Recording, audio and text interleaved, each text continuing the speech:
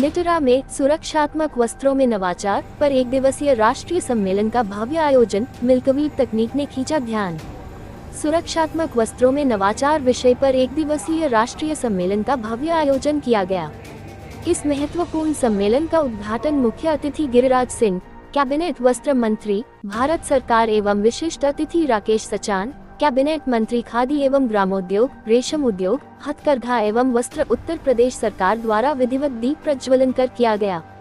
इस अवसर पर केवीआईसी की मुख्य कार्यकारी अधिकारी सुश्री रूपराशि, संयुक्त सचिव सुश्री मनीषा चटर्जी, निटरा चेयरमैन श्री विदित जैन, डिप्टी चेयरमैन श्री संदीप होरा एवं निटरा महानिदेशक डॉक्टर एम.एस. परमार भी उपस्थित रहे। सम्मेलन के दौरान माननीय मंत्रियों ने डॉक्टर एम.एस. परमार के साथ मिल्कवीड की खेती का निरीक्षण किया और इसकी प्रगति का जायजा लिया। उन्होंने वैज्ञानिकों एवं पत्रकारों के साथ इस नवोन्मेषी खेती की विस्तृत जानकारी साझा करते हुए इसे नरेंद्र मोदी के स्वदेशी और आत्मनिर्भर भारत के सपने को साकार करने वाला महत्वपूर्ण कदम बताया। और हम काम करते थे तो बाहर से, आज 10,500 करोड़ से ऊपर का PLI मोदी जी ने दिया है टेक्निकल टेक्सटाइल के लिए। उसमें प्रोटेक्टिव टेक्सटाइल भी है। और आज केवल निटरा ने रखा है प्रोटेक्टिव टेक्सटाइल। और प्रोटेक्टिव टेक्सटाइल आज दुनिया में घर के किचन से लेकर के हर सेक्टर में इसकी जरूरत पड़ रहा है। जहां भी आप देखेंगे, फैक्ट्री में देखेंगे आप, कोई जहां बड़े बड़े लगे हुए हैं थर्मल यूनिट, वहां देखेंगे, बॉयलर देखेंगे, या कहीं कोल्ड है, ये प्रोटेक्टिव। जूते में ब्रीदेबल कपड़ा जो अब लगाने की बात हो रही है, क्योंकि अगर ऑक्सीजन नहीं जाएगा कपड़े में, शरीर में, तो वो खराबी होगी। तो वो ब्रीदेबल टेक्सटाइल भी प्रोटेक्टिव टेक्सटाइल है। जूता से लेकर के ड्रेस तक अब प्रोटेक्टिव टेक्सटाइल, जिसको जिस रूप में देखें, चाहे केमिकल से बचाव हो, चाहे आग से बचाव हो, चाहे पानी से बचाव हो, ये सारे प्रोटेक्टिव टेक्सटाइल है। डिफेंस से लेकर के एरोस्पेस तक और घर से लेकर के जहाज तक, ये प्रोटेक्टिव टेक्सटाइल बड़ी तेजी से उभरने वाला सेक्टर है। अभी प्रोटेक्टिव टेक्सटाइल का दुनिया में $40 बिलियन का अभी मार्केट है, लेकिन हम अभी $7 बिलियन के मार्केट साइज में चल रहे हैं, 7 से 8, जिसमें लगभग $4 बिलियन हम एक्सपोर्ट कर रहे हैं। और एक्सपोर्ट्स टैक्स से लेकर के मेडिटैक, आपको सीधा बताएं कि sanitary pad, total technical textile ये आता था बाहर से, अब धीरे धीरे इंपोर्ट रुक रहा है। ये लगभग 50,000 करोड़ का मार्केट है केवल इंडिया में। डायपर, इस ढंग से इसके 12 सेक्टर में इमर्जिंग सेक्टर है और प्रोटेक्टिव टेक्सटाइल सबसे बड़ा सेक्टर है। निटरा ने, आपने देखा कि पैरामिलिट्री और सेना को अभी जूते बनवा करके इन्होंने एयरफोर्स से अप्रूव किया है। तो सब में टेक्निकल टेक्सटाइल का है। आने वाले दिन में ये रोजगार भी देगा। हमारा लक्ष्य है 2030-31 तक $350 बिलियन का मार्केट होगा।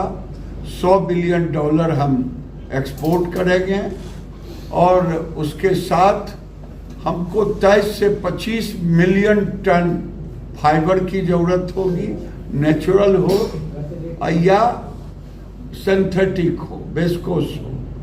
तो ये टेक्सटाइल एग्रीकल्चर के बाद सबसे बड़ा रोजगार का सेक्टर है।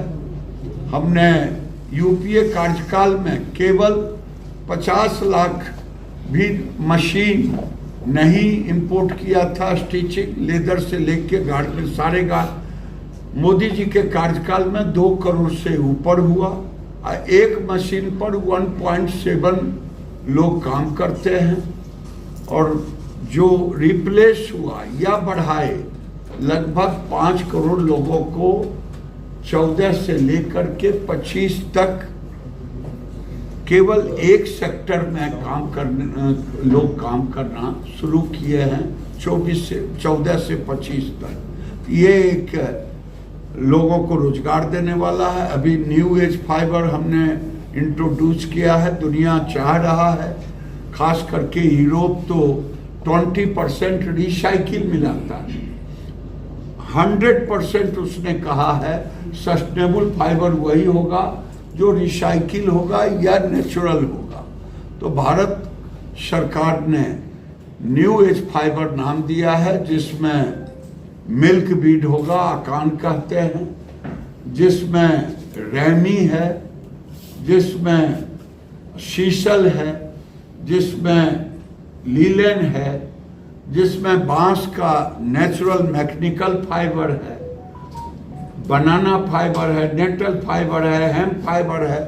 हमने 10 फाइबर को एक नेचुरल फाइबर दिया है और इस पर काम कर रहे हैं, जो मुझे आने वाले दिनों में एक सहायक सिद्ध होगा।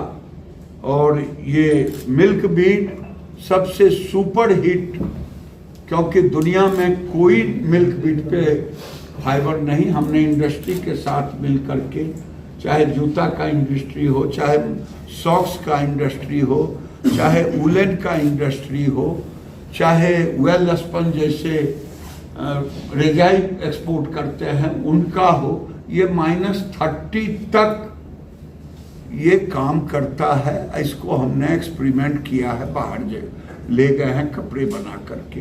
तो ये आज निट्रा के द्वारा प्रोटेक्टिव टेक्सटाइल अपने आप में एक इमर्जिंग सेक्टर है और आज का पूरा सेशन इसी पर है, इनोवेशन पर, प्रोटेक्टिव टेक्सटाइल पर।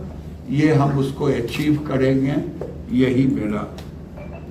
सर, जब ये अभी आप मुआयना कर रहे थे तो एक आप पराली बेस्ड फैब्रिक आपने चेक किया, तो दिल्ली एनसीआर में एक बहुत बड़ी प्रॉब्लम पराली है। बिल्कुल साहब, दिल्ली एनसीआर। तो इससे क्या लाभ हो सकता है कि किस स्टेज में अभी निट्रा ने उसकी भी मैकेनिकल मशीन बना दी।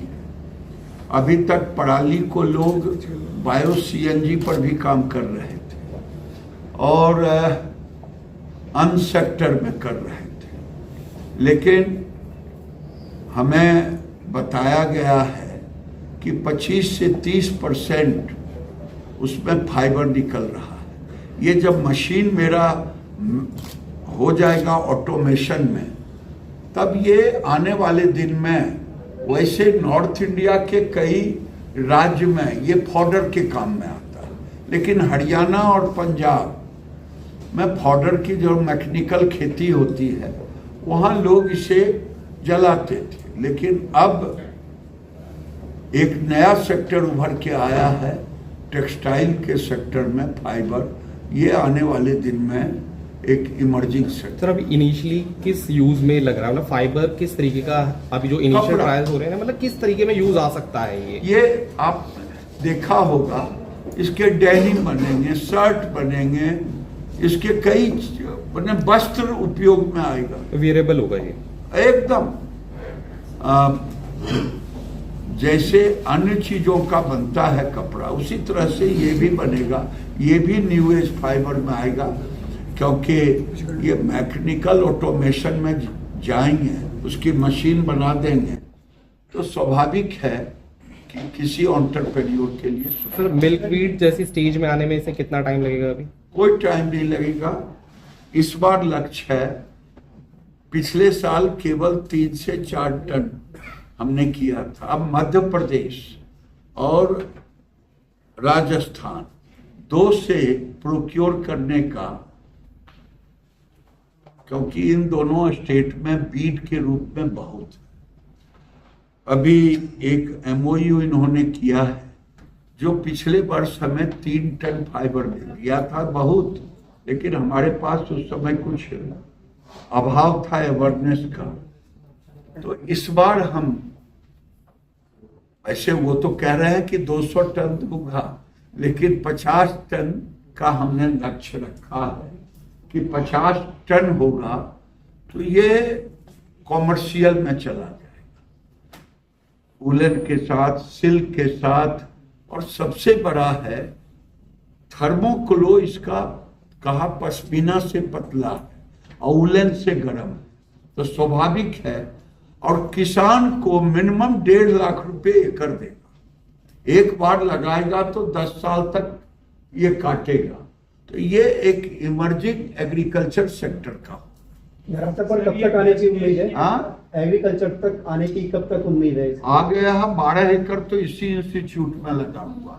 अगले बार जो होगा फसल, उसमें 400 एकड़ में हम लगाने का लक्ष्य रखा नहीं है, बल्कि ऑलरेडी लोगों के साथ। रोजगार की दृष्टि से क्या क्या देखेंगे सर इसमें? किस तरह से रोजगार में आने वाले समय में किस तरह से उपयोगी रहेगा समाज के लिए? जब किसान को फायदा होगा, कीमत जी, और महिलाओं को रोजगार मिलेगा, पुरुष को भी मिलेगा, लेकिन महिला को ज्यादा लगाने का काम किया है, इसको तोड़ने का, इसको सुखाने का। इसलिए ये एक अपने आप ही मर्जी, क्योंकि किसी को बताना नहीं पड़ेगा। पराली का जब निकल जाएगा किसी को बताना नहीं पड़ेगा, मिल्क बीट किसी को बताना नहीं पड़ेगा। वो देखेगा कि मेरे गांव में हो रहा है तो मेरे खेत में क्यों नहीं होगा। और 1.5 लाख से 2 लाख रुपया एकड़ देगा, उसके फूल का, रुई का भी उपयोग, और जिसमें वो सेल रहता है उसके पाउडर का उपयोग, और इसके तने में फाइबर, उसको भी हमने निकाला। और तना का जो बीच का स्टिक है उसको भी बायो पॉलीमर बनाने के लिए MOU होगा, साइंटिस्ट आए हुए हैं, टेस्ट करेंगे। तो ये प्लांट केवल पत्ता पर अभी काम नहीं किए हैं, वो भी मैं कहूँगा माइक्रोबायोलॉजी के साइंटिस्ट के साथ, नहीं तो पूरा प्लांट, पत्ते को लोग पेस्टिसाइड के लिए ऐसे भी करते हैं।